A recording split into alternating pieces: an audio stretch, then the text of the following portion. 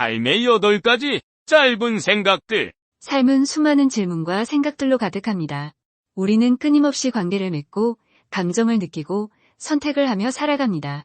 여기서는 삶의 다양한 측면에 대한 8가지 단상들을 담았습니다.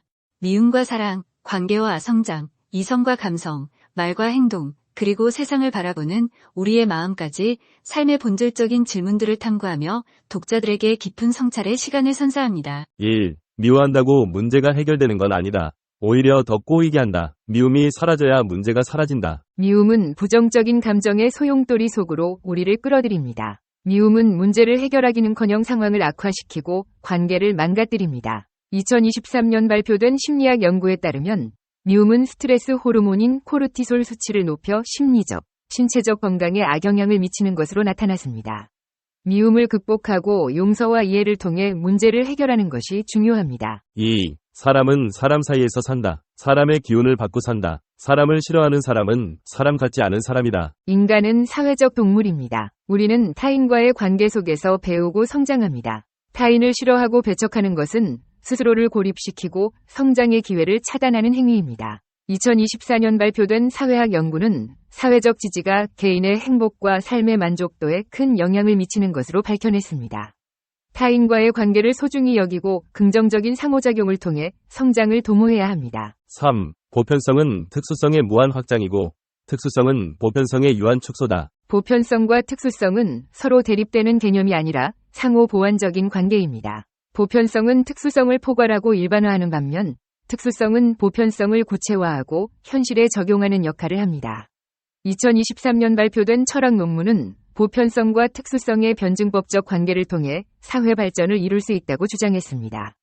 우리는 보편적인 가치를 추구하면서도 개인의 특수성을 존중해야 합니다. 4. 이성이 빠진 감성은 곱비 풀린 망아지고 감성이 빠진 이성은 사막에 핀 선인장이다. 이성과 감성은 인간의 삶을 풍요롭게 하는 두 가지 중요한 요소입니다. 이성은 합리적인 판단과 문제 해결을 가능하게 하지만 감성이 결여된 이성은 차갑고 메마른 사막과 같습니다.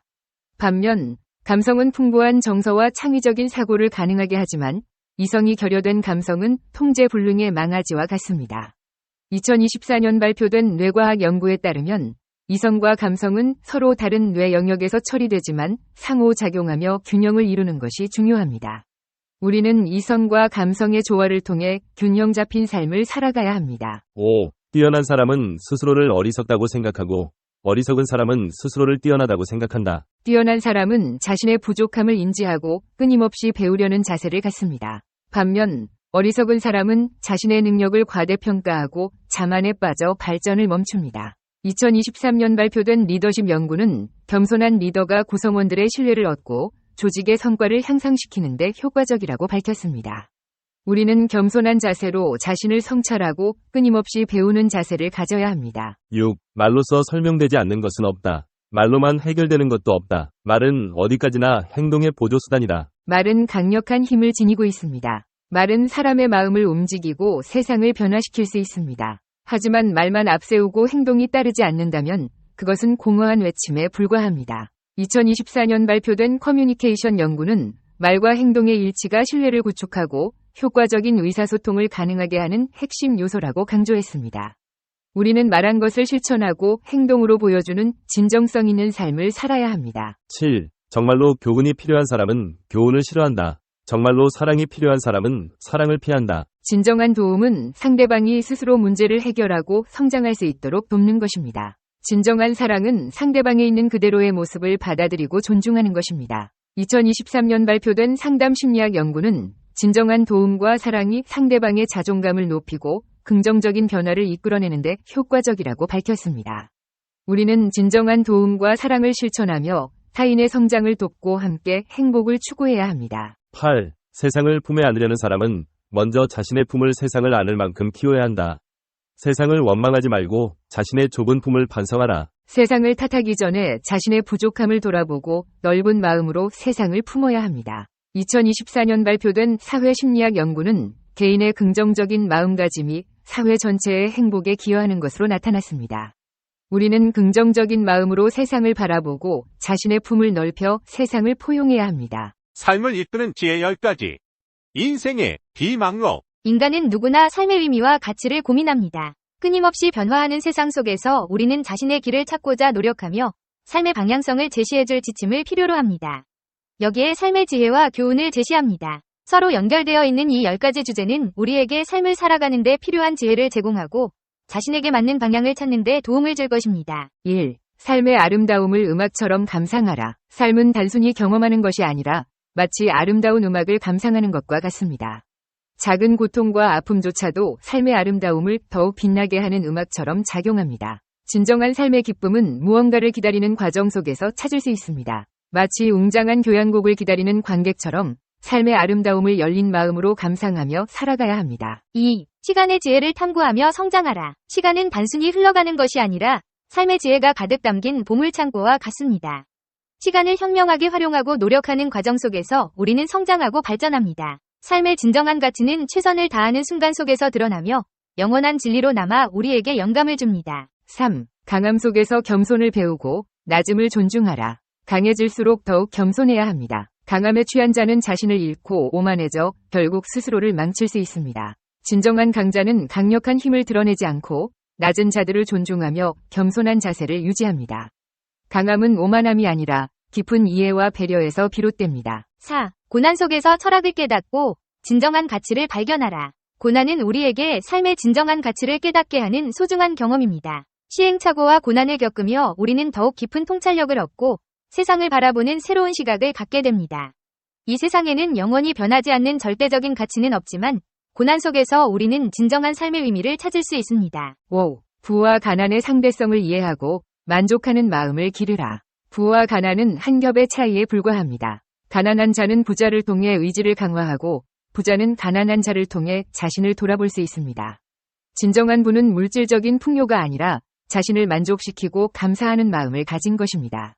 외부의 물질적인 풍요에 혹하지 않고 내면의 풍요를 추구하는 삶이 중요합니다. 6. 삶의 의미를 찾아 끊임없이 노력하고 싸워나가라. 삶은 단순히 살아가는 것이 아니라 끊임없이 노력하고 싸워나가는 과정입니다. 의문을 가지고 답을 찾고 목표를 향해 나아가는 과정에서 우리는 진정한 삶의 의미를 발견합니다. 승패에 얽매이지 않고 열정과 노력으로 가득 채운 삶이 진정한 승자의 삶입니다. 7. 강함을 겸손과 지혜로 다스려라. 강력한 힘을 가졌을 때 더욱 겸손하고 현명해야 합니다. 강함은 오만함과 무분별한 행동으로 이어질 수 있으며 결국 스스로를 위험에 빠뜨릴 수 있습니다. 진정한 강자는 자신의 힘을 겸손하게 다스리고 현명한 판단으로 올바른 길을 선택합니다. 강함과 겸손, 그리고 지혜는 서로 조화를 이루며 진정한 강자를 만들어줍니다. 8. 고난 속에서도 삶의 맛을 느끼고 감사하는 마음을 기르라. 고난은 우리 삶을 풍요롭게 만드는 소금과 같습니다. 고난을 겪을수록 우리는 삶의 소중함을 더욱 깊이 느끼고 작은 것에도 감사하는 마음을 키울 수 있습니다. 하지만 고난에 짓눌려 포기하거나 절망하는 것은 아닙니다. 고난을 극복하고 성장하는 과정에서 우리는 더욱 강해지고 현명해집니다. 고난 속에서도 희망을 잃지 않고 긍정적인 마음을 유지하는 것이 중요합니다. 작은 기쁨에도 감사하고 주변 사람들에게 사랑과 배려를 베풀 수 있도록 노력해야 합니다. 고난을 통해 배우고 성장하는 사람이 진정한 승리자가 될 것입니다. 9. 끊임없이 배우고 성장하는 자세를 유지하라. 세상은 끊임없이 변화하고 발전합니다. 따라서 우리 또한 끊임없이 배우고 성장하는 자세를 유지해야 합니다. 새로운 지식과 경험을 탐구하고 자신의 부족함을 극복하기 위해 노력해야 합니다. 배우는 과정은 쉽지 않지만 꾸준히 노력하는 사람에게는 더 큰 기회가 찾아올 것입니다. 지식과 능력을 쌓는 것은 자신을 발전시키는 가장 중요한 방법 중 하나입니다. 또한 열린 마음으로 새로운 것을 받아들이고 다양한 사람들과 교류하는 것도 중요합니다. 끊임없이 배우고 성장하는 사람은 어떤 환경에서도 살아갈 수 있는 힘을 갖게 될 것입니다. 10. 삶의 목표를 설정하고 열정을 가지고 살아가라. 삶의 목표는 우리에게 방향성을 제시하고 동기를 부여합니다. 자신이 무엇을 위해 살고 싶은지, 어떤 삶을 살고 싶은지 명확한 목표를 설정해야 합니다.